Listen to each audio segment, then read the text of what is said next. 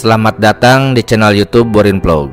Di kesempatan ini saya akan mengisahkan sebuah kisah legenda terkait Sungai Sekayam. Sungai Sekayam yang ada di Kalimantan Barat. Bagaimana kisah legenda Sungai Sekayam ini yang juga terkait dengan legenda buaya Sekayam? Silakan disimak kisahnya berikut ini. Sungai Sekayam adalah sungai di Kalimantan, khususnya Provinsi Kalimantan Barat. Daerah aliran Sungai Sekayam mencakup wilayah Kabupaten Sanggau dan juga Kabupaten Bengkayang. Adapun terkait Sungai Sekayam ini, mitosnya sungai ini memiliki penunggu, yaitu Raja Buaya Sekayam. Mitos ini berkembang di masyarakat berdasarkan sebuah kisah legenda, dan berikut adalah kisahnya. Konon, dulunya Sungai Sekayam penuh dengan buaya-buaya buas yang suka memakan manusia. Sungai Sekayam mengalir ratusan kilometer dan melewati beberapa dusun dalam Entikong yang ada di Kalimantan Barat. Alirannya berkelok-kelok menuju bagian hulu di kaki puncak Borneo yang terkenal. Pada musim kemarau saat air surut, ratusan buaya melintas dan bermain di sungai tersebut, sehingga masyarakat desa takut untuk mencari ikan dan juga berkebun di sekitarnya. Kehidupan mereka miskin karena tidak banyak hasil kebun dan ikan yang bisa dijual. Masyarakat desa semakin takut karena dalam sebulan selalu ada warga yang hilang. Kemungkinan konon dimakan oleh buaya.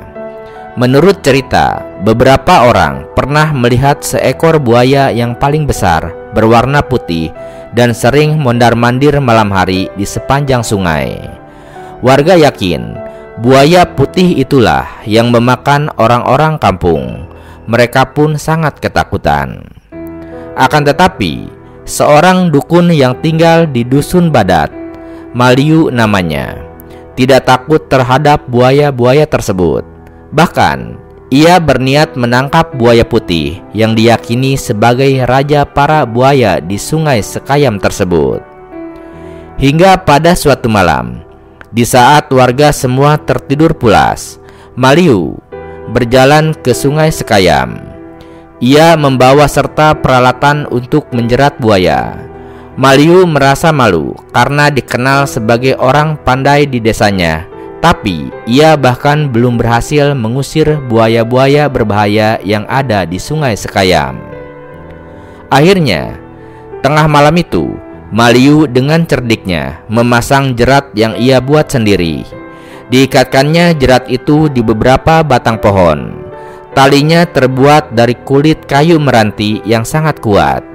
Sebagian tali-tali itu diikatkan pada umpan yang kemudian dilempar ke dalam arus Sungai Sekayam.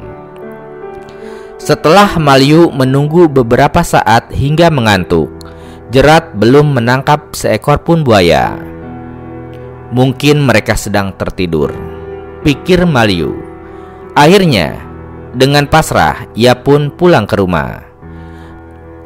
Menjelang pagi, saat Maliu tertidur pulas di rumahnya, di dalam Sungai Sekayam, jerat tersambar oleh seekor buaya paling besar. Rupanya, sang raja buaya Sekayam yang memakan umpan tersebut. Raja buaya Sekayam menggigit umpan itu, menariknya hingga gigi-gigi besarnya kelihatan. Tapi tidak disangka olehnya bahwa tali penjerat umpan itu adalah tali meranti yang sangat kuat. Beberapa kali Raja Buaya Sekayam menarik-narik tali tersebut, tapi tidaklah putus.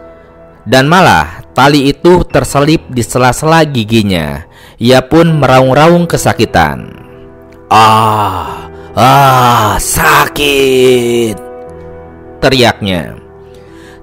Tali meranti itu masih menyangkut di gigi sang Raja Buaya Sekayam. Akhirnya, ia melepaskan umpan. Tidak bisa memakannya. Ia pun merangkak keluar Sungai Sekayam. Aduh, sang buaya sakit gigi. Akhirnya, saat hari mulai terang, matahari mulai tinggi. Sang Raja Buaya Sekayam berpikir bahwa ia harus menemukan dukun untuk melepaskan tali jerat yang terselip agar giginya sembuh. Ia pun lalu menjelma menjadi seorang manusia yang sedang sakit gigi. Ia memakai nama Pelanduk. Pelanduk lalu masuk ke dusun Badat, bermaksud mencari dukun yang bisa melepaskan jerat di giginya dan menyembuhkan sakitnya. Setelah mencari-cari, akhirnya ia menemukan sebuah rumah yang ditinggali oleh dukun Maliu. Tok tok tok, Raja Buaya mengetuk pintu rumah. Pintu itu pun dibuka, lalu keluarlah dukun Maliu. Ia tidak tahu siapa yang mendatanginya. "Tolong, nama saya Pelanduk. Saya sedang sakit gigi. Ada tali terselip di gigi saya. Saya akan sangat berterima kasih kalau dukun Maliu bisa menyembuhkan saya," pinta Pelanduk yang sebenarnya adalah Raja Buaya Sekayam. "Oh, kamu ya," balas Maliu sambil senyum. Dukun Maliu langsung menyadari bahwa tamunya adalah Raja Buaya Sekayam yang terkena jeratnya semalam.